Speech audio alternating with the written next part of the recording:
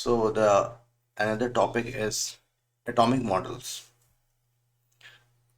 तो जैसे कि हमें पता है कि एटम के जो सब एटॉमिक पार्टिकल्स हैं, इलेक्ट्रॉन, प्रोटॉन एंड न्यूट्रॉन, किस तरीके से इनकी डिस्कवरी हुई फ्रॉम 1897 टू 1932 के बीच में। हम्म, तो इलेक्ट्रॉन की डिस्कवरी का क्रेडिट मिस्टर जे थॉमसन को जाता है। प्रोटॉन की डिस्कवरी का क्रेडिट गोल्डस्टीन को जाता है। और न्यूट्रॉन न्यूट्रॉन के जो डिस्कवरी हुई उसका क्रेडिट मिस्टर चैडविक को जाता है। और इन सारे लोगों को समय समय पर अलग अलग समय पे नोबेल प्राइजेस भी मिले। ठीक है। तो ऑल राइट, ये तो पता चल गया कि सब एटॉमिक पार्टिकल्स क्या हैं, लेकिन किस तरीके से ये एटम के अंदर फिट इन होते हैं और किस तरीके से एटम की बनावट होती है, और उस एटम में किस कहाँ पर इलेक्ट्रॉन होंगे, कहाँ प्रोटॉन होंगे, कहाँ न्यूट्रॉन होंगे, इसके अलग अलग मॉडल समय समय पर आए। तो यानी कि जिन्होंने शुरू में मॉडल्स प्रेजेंट किया उसमें कुछ प्रॉब्लम रही होगी, तभी सब्सीक्वेंट मैनर में कुछ और भी मॉडल्स आए। तो मिस्टर जे थॉमसन ने पहले मॉडल पेश किया।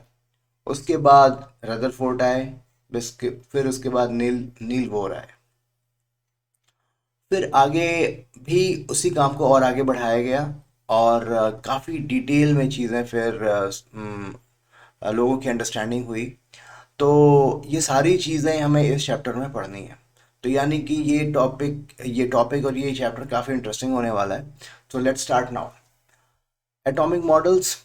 Observations obtained from the experiment mentioned in the previous section have suggested that Dalton's indivisible atom is composed of, जो डाल्टन का जो इंडिविजुअल एटम था, it was composed of sub atomic particles carrying positive and negative charges. तो जैसे कि experiments ऊपर mention किए गए हुए प्रीवियस सेक्शंस में, उससे ये हमें पता चला कि डाल्टन साहब ने जो बोला था इंडिविजुअल एटम के बारे में, ये एटम तीन सब एटॉमिक पार्टिकल से मिलकर के बने हैं, जिसमें एक तो पॉजिटिव है, दूसरा नेगेटिव पार्टिकल है, नेगेटिव चार्ज पार्टिकल है, और तीसरा न्यूट्रल है। The major problem before the scientist after the discovery of sub atomic particles were to account for the stability of atom, to compare the behavior of elements in terms of both physical and chemical properties। तो ये दो problems ये वे face कर रहे थे, किस तरीके से हम एटम की स्टेबिलिटी को एक्सप्लेन करें, एंड सेकेंड वाज दैट किस तरीके से एलिमेंट, जो अलग अलग एलिमेंट्स जो हैं जिस तरीके से बिहेव कर रही हैं, उनका बिहेवियर। तो इस अगर सारे के सारे atoms electron, proton and neutron से बने हुए हैं, तो इसका मतलब सबका बिहेवियर भी एक जैसा होना चाहिए, लेकिन ऐसा तो है नहीं। तो किस आखिर कौन से फैक्टर्स हैं जिसके चलते जो ड्राइव करते हैं एलिमेंट के बिहेवियर को, वो फैक्टर में अगर परिवर्तन आएगा तो जो अलग अलग एलिमेंट्स अलग अलग तरीके से केमिकली एंड फिजिकली बिहेव करेंगे। वो क्या है, वो इलेक्ट्रॉन्स हैं या प्रोटॉन है या न्यूट्रॉन है, वो क्या है। तो इन सब चीज़ों को एक्सप्लेन करना था। तो ठीक है।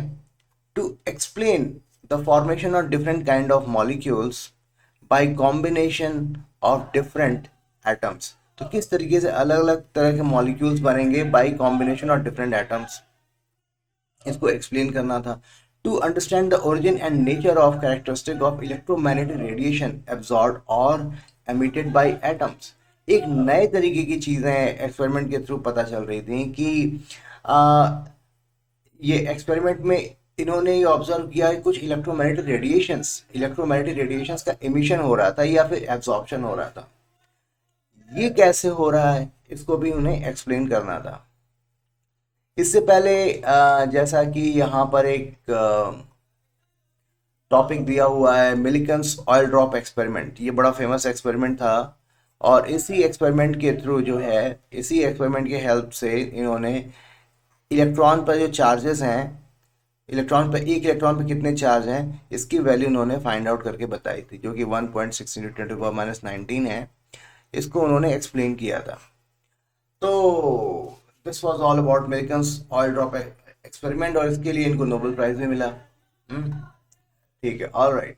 So let's move on to this the model concept, atomic model. Different atomic models were proposed, अलग अलग atomic models propose किए गए to explain the distribution of these charged particles in an atom. तो ये चार्ज पार्टिकल किस तरीके से electron, proton and neutron जो हैं किस तरीके से डिस्ट्रीब्यूटेड हैं एटम के अंदर, इसको अलग अलग एटॉमिक मॉडल के थ्रू एक्सप्लेन किया गया। Although some of these models were not able to explain the stability of atom. अब ये और बात है कि कुछ मॉडल्स ऐसे थे जो एटम की स्टेबिलिटी को एक्सप्लेन नहीं कर पाए। Two of these models, one propose by J Thomson and other propose by Ernest Rutherford, are discuss below.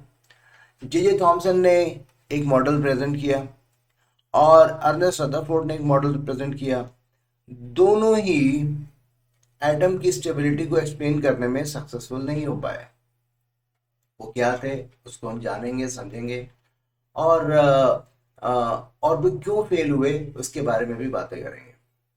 ठीक है, so let's start Thomson, J Thomson model of atom. तो mister J Thomson in 1898 proposed that an atom possesses a spherical shape। एक atom जो होता है वो spherical shape का होता है और उसकी जो रेडियस है इट इज अबाउट 10⁻⁻10 मीटर। ठीक है, in which the positive charge is uniformly distributed. ये पूरे जो स्फेयर में पॉजिटिव चार्ज जो है डिस्ट्रीब्यूटेड होता है और वो भी यूनिफॉर्मली। ठीक, यानी कि कहने का मतलब ये है कि अगर इस स्फेयर की का रेडियस आर है तो इसका वॉल्यूम क्या होगा, 4/3 पाई r³ होगा। और इस पर चार्ज अगर Q है तो चार्ज डेंसिटी क्या होगी, Q/4/3 पाई r। ठीक है, ये चार्ज डेंसिटी होगी और हर जगह वो चार्ज इक्वली डिस्ट्रीब्यूटेड होगा। The electrons are embedded into it in such a manner, और इस स्फेयर के अंदर इलेक्ट्रॉन इस तरीके से इम्बीडेड होंगे कि जो इसको सबसे ज़्यादा स्टेबल इलेक्ट्रोस्टैटिक अरेंजमेंट प्रोवाइड करें। ठीक है, many different names are given to this model, for example plum pudding, raisin pudding और वाटरमेलन मॉडल। ठीक है, तो नॉर्मली लोग वाटरमेलन मॉडल जो है ज़्यादा याद करते हैं। This model can be visualize this model can be visualize को आप इमेजिन कर सकते हैं जैसे कि पडिंग और वाटरमेलन ऑफ पॉजिटिव चार्ज। पूरा वाटरमेलन एक पॉजिटिव चार्ज है और उसके अंदर जो सीड्स हैं वो इलेक्ट्रॉन है, वही उनकी इम्बीडिंग हुई है। An important feature of this model is that the mass of the atom is assumed to be uniformly distributed over the atom। यानी कि जो एटम का मास है वो यूनिफॉर्मली डिस्ट्रीब्यूटेड है पूरे एटम। तो कहीं भी ऐसा कुछ नहीं है किसी पोर्शन में वेट ज़्यादा है, किसी पोर्शन में वेट कम है, इस ढंग का नहीं है, सब जगह वेट बराबर है। Although this model was able to explain overall neutrality of the atom, इस मॉडल ने इतना तो बताया कि हाँ एटम ओवरऑल न्यूट्रल होता है, but it was not consistent with the result of later experiments. लेकिन जो रिजल्ट्स थे वो कंसिस्टेंट नहीं थे और वो जो बाद के जो एक्सपेरिमेंट्स हुए उनको ये मॉडल एक्सप्लेन नहीं कर पाया। लेकिन खैर साइंस कम्युनिटी ने उनको थैंक यू बोला और उन्होंने क्योंकि इलेक्ट्रॉन ई/एम रेशियो निकाला था और इलेक्ट्रॉन को डिस्कवर कर लिया था, तो इन सब चीज़ों के को रिकॉग्नाइज करते हुए 1906 में उनको नोबेल प्राइज दे दिया गया। लेकिन ये जो मॉडल उन्होंने पेश किया वो कुछ खास नहीं था। ठीक, इसको हम लोग डिस्कस करते हैं थोड़ा सा। अ, ये इंटरेस्टिंग टॉपिक भी पढ़ लिया जाए। यहाँ पर क्या हो रहा था इसी समय, मतलब मिस्टर जे जे थॉमसन जो है 1898 में जो इन्होंने काम किया, उससे पहले भी काफ़ी कुछ काम हो चुका था। और वो थोड़ा सा समझ लेते हैं। क्योंकि माइकल फैराडे ने वैक्यूम ट्यूब का डिस्कवरी करी थी और उसमें खूब सारा काम कर रहे थे, और उस ज़माने में सारे के सारे साइंटिस्ट जो थे, बड़े बड़े साइंटिस्ट, वैक्यूम ट्यूब पर ही काम करते थे। In the latter half of 19th century different kinds of rays were discovered. अलग अलग तरीके के रेज डिस्कवर किए गए। Besides those mentioned earlier, Wilhelm Roentgen, mister Roentgen ने in 1895 in 1895 he showed that when electrons strike a material in cathode ray tube, जब उन्होंने ये शो किया कि जब इलेक्ट्रॉन्स कुछ खास मटेरियल पर स्ट्राइक करते हैं, they produce rays which can cause fluorescence in the fluorescent material placed outside the cathode ray tube। हम्म, तो कैथोड रे ट्यूब के बाहर अगर हम कोई एक फ्लोरेसेंट मटेरियल किसी ग्लास पे लगा दें, तो उसको आ, उस वहां पर जो है, वहां पर फ्लोरेसेंस क्रिएट करते हैं, यानी कि वहां पर कोई ग्लो प्रोड्यूस होता है। तो उन्हें ये समझ में नहीं आया कि ये किस तरीके की रेज हैं, लेकिन इसके इफेक्ट्स तो दिख रहे थे। Since Roentgen did not know the nature of the radiation, he named them X rays, and the name is still carried on. और ये नेम जो है एक्स-रे आज भी चल रहा है। It was noticed that X-rays are produced effectively when electrons strike dense metal anode। जब इलेक्ट्रॉन्स किसी डेंस मेटल एनोड से टकराते हैं, तो उसमें से ये एक्स रेज प्रोड्यूस होती हैं। Well, these are not affected by electric or magnetic field and have a very high penetrating power through the matter, and that is the reason that these rays are used to study the interior of the object। क्योंकि इनकी penetrating power ज़्यादा होती है और ये electric and magnetic field द्वारा affected नहीं होते हैं, तो और इनकी पेनिट्रेटिंग पावर भी ज़्यादा है, तो किसी ऑब्जेक्ट के इंटीरियर्स को स्टडी करने के लिए इन रेज का इस्तेमाल किया जाता था। ठीक है, तो ये तो बहुत बढ़िया चीज़ है यार। और these rays are of very short wavelength, 0.1 nanometre.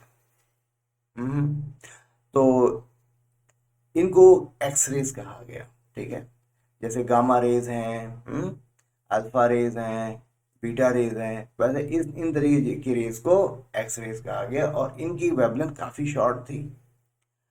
And possesses electromagnetic character, और इसमें इलेक्ट्रोमैग्नेटिक कैरेक्टर था। वाओ। तो ये जब इलेक्ट्रॉन की डिस्कवरी हुई, इसी के पैरेलल कुछ और भी रेज डिस्कवर हो रहे थे, यानी कि साइंस कम्युनिटी में बहुत कुछ हो रहा था। क्योंकि इस चैप्टर में हम लोग मॉडल्स पे फोकस कर रहे हैं, इसलिए हम लोगों ने बस side by side just for sake of knowledge हम इस चीज़ को पढ़ रहे हैं। लेकिन इसका मतलब ये नहीं है कि ओवरऑल केमिस्ट्री के सिलेबस में ये सारी चीज़ें नहीं हैं। तो ये सारी चीज़ें हमें आपको इलेक्ट्रोमैग्नेटिक थियरी में आपको मिलेगा, इलेक्ट्रोमैग्नेटिक वेव्स में मिलेगा, फिर रेडियो एक्टिविटी नाम का एक टॉपिक है, उसमें आपको ये सब चीज़ें पढ़नी है। Anyways, Henry becquerel observed that there are certain elements which emit radiation on their own। कुछ ऐसे भी एलिमेंट्स हैं जो अपने आप रेडिएशन एमिट करते रहते हैं, and name this phenomena as radioactivity. And elements known as, और इस तरह के जो एलिमेंट्स हैं जो जो रेडियो एक्टिविटी करते हैं, they are called radio active elements. This field was developed by mister Marie Curie, और by Marie Curie, Pierre Curie, and ये दोनों हस्बैंड वाइफ थे, Marie Curie and Pierre Curie. और इन्होंने अपने पूरे जीवन को इसी रेडियो एक्टिविटी फील्ड में समर्पित कर दिया। Rutherford and Frederick Soddy, it was observed that there are three kinds of rays, जो रेडियो एक्टिविटी में तीन तरीके के रेज को स्टडी किया गया, और तीन तरीके के रेज एमिट करते हैं ये radio active elements, alpha, beta and gamma rays. Rutherford found that alpha rays consist of, यानी कि अल्फा रेज को डिस्कवर मिस्टर रदरफोर्ड ने किया। Alpha rays consist of high energy particles carrying 2 units of positive charge and 4 units of atomic mass. यानी कि he concluded that alpha particle are helium, यानी कुछ ऐसा है, इस पर +2 चार्ज है और 2 उसका एटॉमिक नंबर है और 4 इसका एटॉमिक वेट है। ठीक है, इसको उन्होंने नाम दिया अल्फा पार्टिकल। ये सारे, ये he concluded that alpha particles are helium nucleus as when alpha particles combined with two electrons yield helium gas। और अल्फा पार्टिकल में अगर दो इलेक्ट्रॉन्स मिल जाते हैं तो हीलियम बन जाता है। ठीक है, तो इसको हम ऐसे कह सकते हैं कि L +2 N2E, और ये हमारा हीलियम, और इसी को हमने अल्फा पार्टिकल बोल दिया है। Beta rays are negatively charge particle similar to electrons, तो ये नेगेटिवली चार्ज पार्टिकल्स हैं similar to electrons. And gamma rays are high energy radiation like, gamma rays are high energy radiation like X rays. Gamma rays X rays की तरीके से ही high energy radiation होते हैं, and they are neutral in nature. जैसे X rays neutral है वैसे gamma rays भी न्यूट्रल है। And they do not consist of particles. As regards penetrating power, alpha particles are least, followed by gamma beta particles 100 times that of alpha particles। beta rays की penetrating power 100 times होती है, and gamma rays की जो penetrating power है वो 1000 times होती है of alpha particles।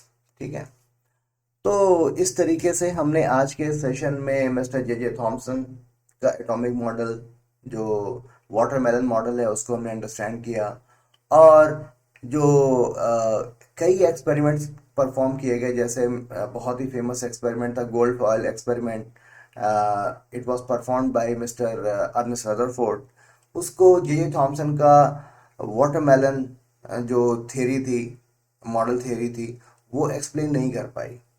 तो इस तरीके से साइंस कम्युनिटी ने उनके मॉडल को रिजेक्ट कर दिया, और फिर जो एक्सपेरिमेंट के बाद मिस्टर रदरफोर्ड ने जो मॉडल पेश किया उस पर उन्होंने विश्वास किया। ठीक है, और उसमें भी क्या फैक्ट्स बाद में आए, बड़े इंटरेस्टिंग थे, उसको हम लोग आने वाले वीडियो सेशन में हम लोग पढ़ेंगे। ठीक है, so this was all about this session. I hope आपको ये इंटरेस्टिंग बातें आपको समझ में आई होंगी, और किस तरीके से जे थॉमसन ने अपने मॉडल को पेश किया, और साथ में X rays, alpha rays, beta rays, gamma rays, ये सारी चीज़ें किस तरीके से डिस्कवर हुई और उनकी बेसिक प्रॉपर्टीज क्या थी, वो हमें जानने को मिला। सो ठीक है, so thank you very much, and God bless you all.